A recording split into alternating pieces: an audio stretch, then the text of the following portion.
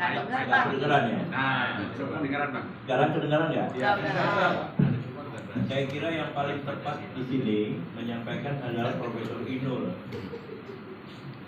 karena bukan soal guru besarnya, tapi karena latar belakang pendidikannya yang lebih kena ya, dalam hal ini. Nah, di sini ya kita lihat ya, ada Umar yang sangat bersemangat. Ini Bang. Berdiri.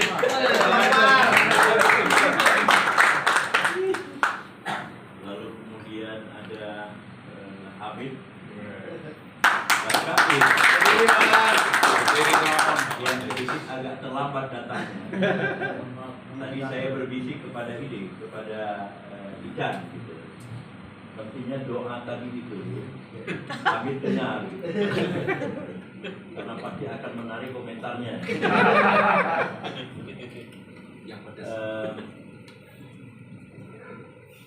Saya melihat ya kian lama kian menyadari betapa strategisnya HMI memimpin HIPMI. Pertama untuk melanjutkan sejarah. Jadi saya minta nanti ya Angga bertemu dengan Bang Latif. Karena yang mendirikan kan Bang Latif kan. Jadi itu sejarah. Lalu kemudian ketika di masa Orde Baru pertarungan menjadi lebih tidak seimbang karena pemimpinnya sudah ditentukan. Nah yang kedua, saya melihat bahwa kalau kita lihat di dalam konteks HMI atau Islam lah secara keseluruhan, mula-mula yang menonjol itu adalah kaum terdidiknya. Mula-mula yang dimaksudkan dengan kaum terdidiknya itu adalah mereka yang terdidik secara barat. Kalau yang terdidik secara agama itu sudah sangat centuries old, sudah berabad-abad lamanya.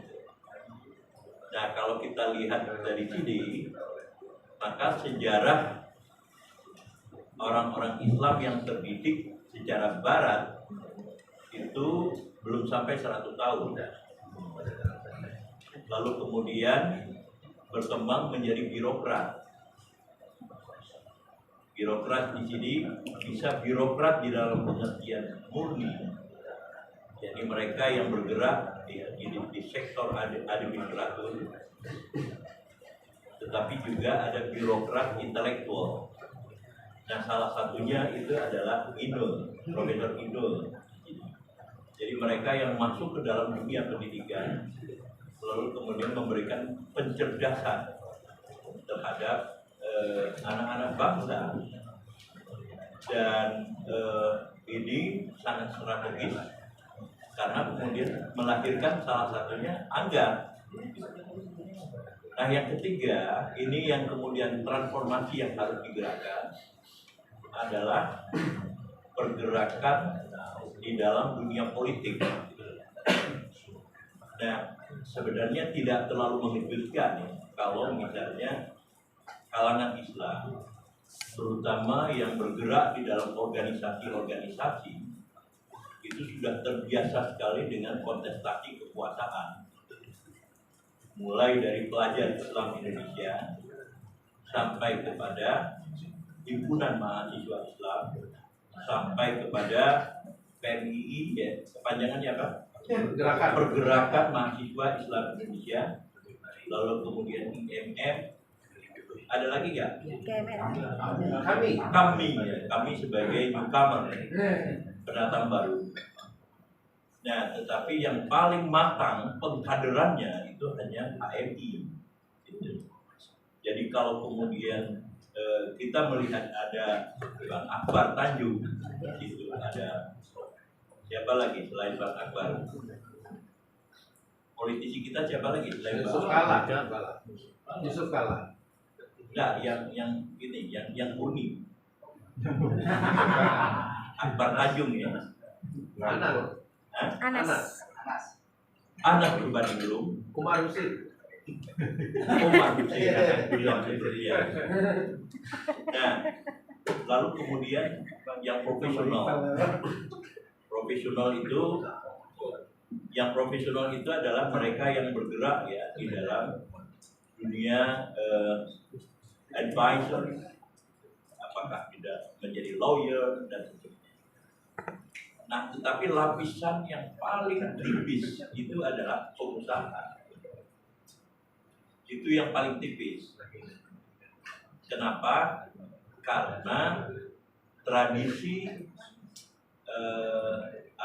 agraris kita itu masih sangat kuat dan kita tidak terbiasa ya punya masuk ke dalam budaya uang.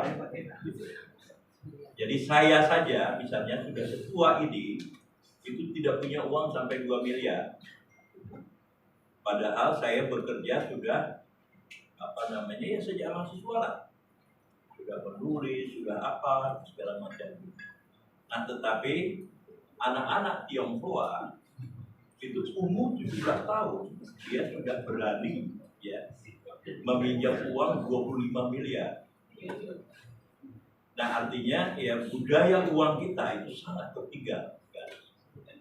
Nah, ini yang saya mau tanya di sini, kalian punya uang berapa? Mungkin nggak sampai 100 juta. Mungkin ya. Tapi karena ada proyek dari Angga, mungkin lebih ya. Sekarang, tapi itu kolektif. Insidental.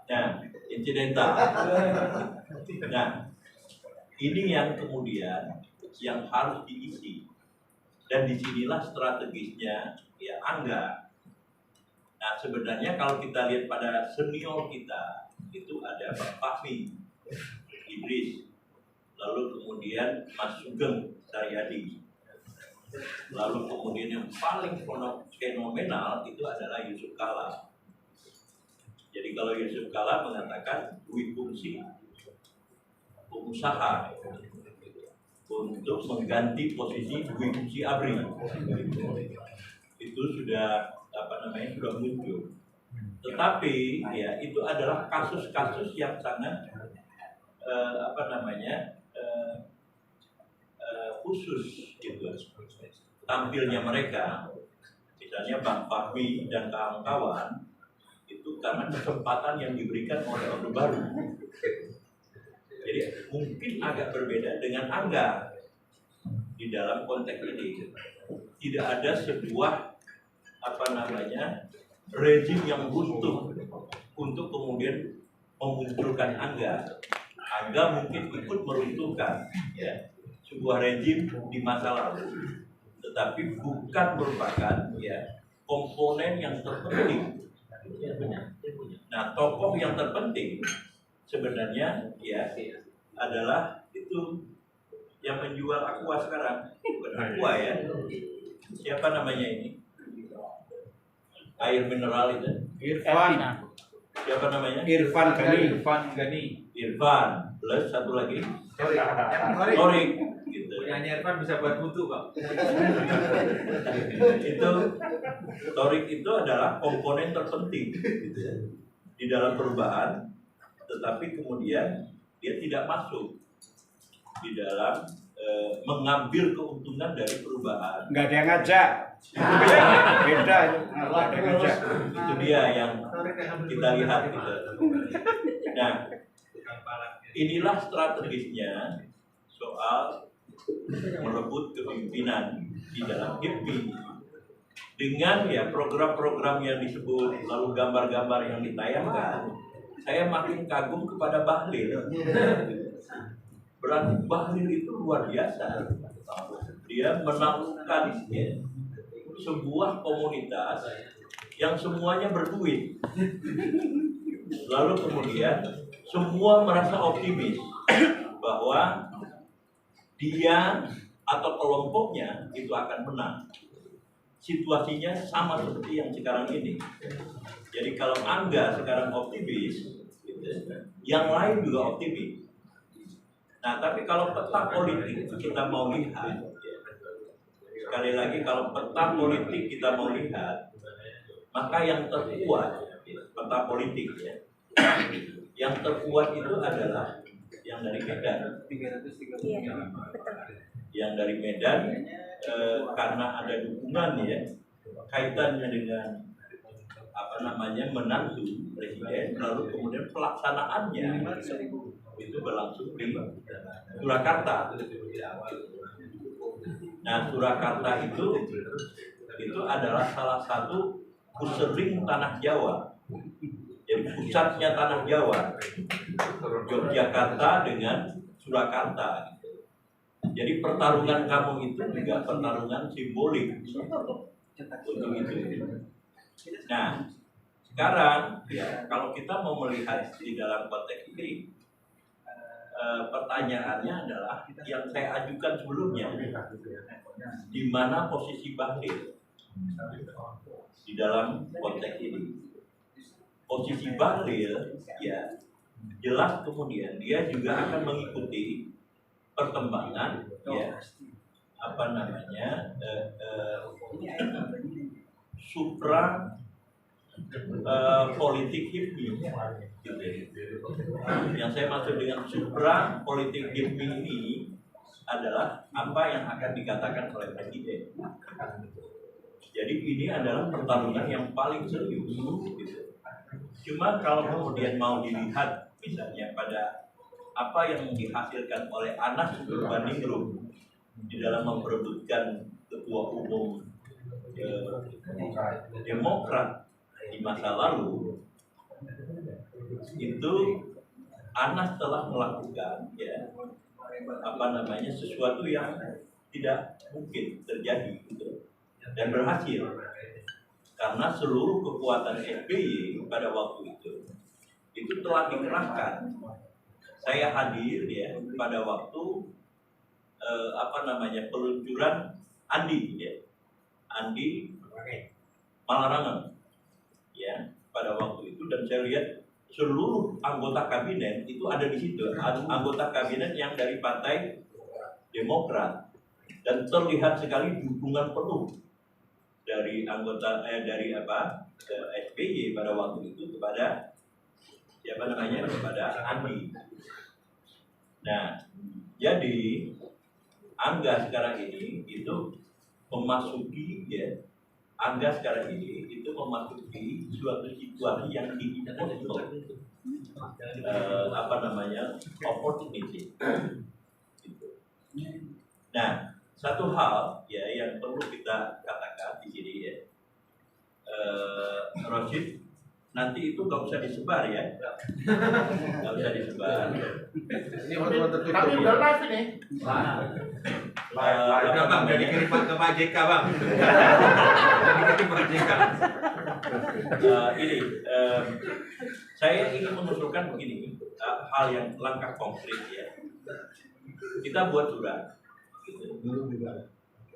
buat surat kepada Bahlil. Dan kita tanda tangani, mungkin tidak perlu sebuah untuk menyampaikan dukungan kita.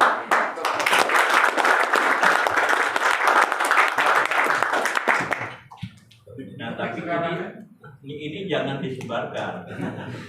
Yang paling penting tanda tangannya di sini adalah Amin.